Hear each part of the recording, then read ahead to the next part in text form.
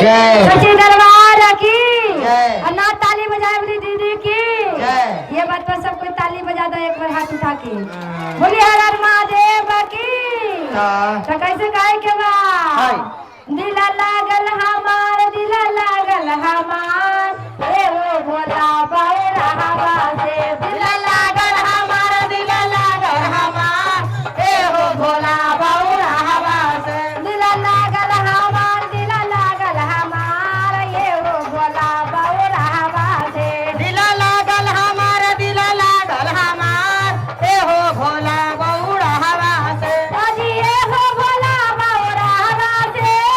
ए हो भोला बाबा हवा से अजी ए हो भोला बाबा हवा से दिला लागल हमार दिला लागल हमार ए हो भोला बाबा हवा से दिला लागल हमार दिला लागल हमार ए हो भोला महागनिया से दिला लागल हमार दिला लागल हमार ए हो भोला बाबा हवा से दिला लागल हमार दिला लागल हमार ए हो भोला महागनिया से ए अजी सिरवा में शोभाले बड़े बड़े जटावा सिरवा में शोभाले बड़े बड़े जटावा सिरवा में शोभाले बड़े बड़े जटावा सिरवा में शोभाले बड़े बड़े जटावा अरे जटवा से बड़े गंगा धरवा सखी जटवा से बड़े गंगा धरवा सखी दिला लागल हमार दिला लागल हमार ए हो भोला यार भंगिया से दिला लागल हमार दिला लागल हमार ए हो भोला भरनिया से दिला लागल हमार दिला लागल हमार ए हो भोला बाबा हवा से दिला लागल हमार दिला लागल हमार ए हो भोला महाधनिया से अरे कनमा में शोभाले बिच्छू के कुंडलवा कनमा में शोभाले बिच्छू के कुंडलवा अरे कनमा में शोभाले बिच्छू के कुंडलवा कनमा में शोभाले बिच्छू के कुंडलवा अरे नीलरा पर तुझवा के चंदवा सखी नीलरा पर तुझवा के चंदवा सखी अरे नीलरा पर तुझवा के चंदवा सखी दिला लागल हमार दिला लागल हमार ओ भोला बाबा हवा से दिला लागल हमार दिला लागल हमार ए हो भोला बाबा हवा से दिला लागल हमार दिला लागल हमार ए हो भोला भरकनिया से आजी ए हो भोला बाबा हवा से ए हो भोला बाबा हवा से दिला लागल हमार दिला लागल हमार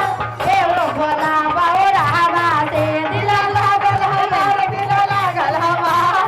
ए हो भोला महाधनिया से अरे ए हो भोला महाधनिया से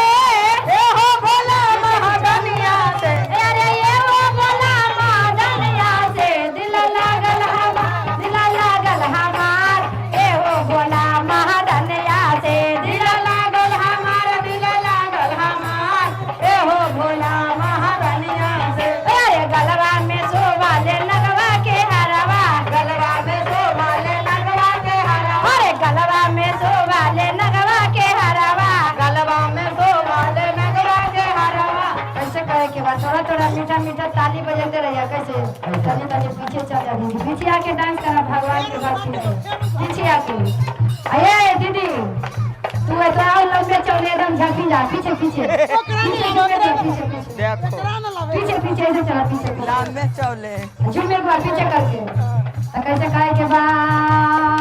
अरे गलबा में शोभाले लगवा के हरवा गलबा में शोभाले लगवा के हरवा गलबा में शोभाले लगवा के हरवा गलबा में शोभाले लगवा के हरवा अरे लगवा छोरे फुफू गरवा सके अरे लगवा छोरे फुफू गरवा सके अरे लगवा छोरे फुफू गरवा सके दिला लागल हमार दिला लागल हमार ए हो भोला बाबा हवा दे दिला लागल हमार दिला लागल हमार